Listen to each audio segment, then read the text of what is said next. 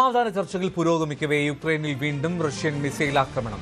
യുക്രൈന്റെ തലസ്ഥാനമായ കീവിന് നേരെ റഷ്യ നടത്തിയ മിസൈൽ ആക്രമണത്തിൽ ഒരാൾ മരിച്ചു, 27 പേർക്ക് പരിക്കേറ്റു. യുക്രൈൻ പ്രസിഡന്റ് വ്ളാദിമിർ സെലൻസ്കിയും US പ്രസിഡന്റ് ഡൊണാൾഡ് ട്രംപുമായുള്ള കൂടിക്കാഴ്ച ഇന്ന് നടക്കാനിരിക്കെയാണ് ഈ ആക്രമണം.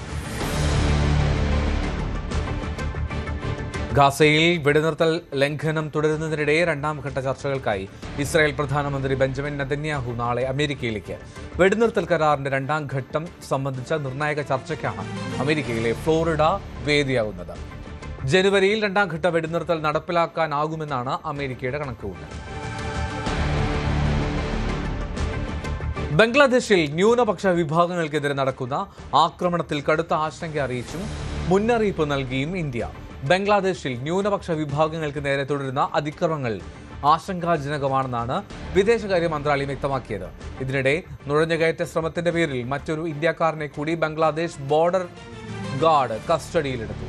ധാക്കയിൽ വൻ റോഡ് ഷോ നടത്തി ബംഗ്ലാദേശ് നാഷണലിസ്റ്റ് പാർട്ടി നേതാവ് താരിഖ് റഹ്മാൻ. തായ്വാനിലെ തായ്പേയുടെ തെക്കുകിഴക്കായി 6.7 തീവ്രത രേഖപ്പെടുത്തിയ ശക്തമായ ഭൂചലനം. ഇലാൻ തീരത്ത് 7.7 തീവ്രതയാണ് റിക്ടർ സ്കെയിൽ രേഖപ്പെടുത്തിയത്. ഇന്നലെ പ്രാദേശിക സമയം രാത്രി 11:05 ഭൂകമ്പം ഉണ്ടായതെന്ന് തായ്വാനിലെ കേന്ദ്ര കാലാവസ്ഥാ ഏജൻസി അറിയിച്ചു. ഇലാൻ കൗണ്ടി ഹാളിൽ നിന്ന് 32.3 കിലോമീറ്റർ കിഴക്കാണ് ഭൂകമ്പത്തിന്റെ പ്രഭവ കേന്ദ്രം.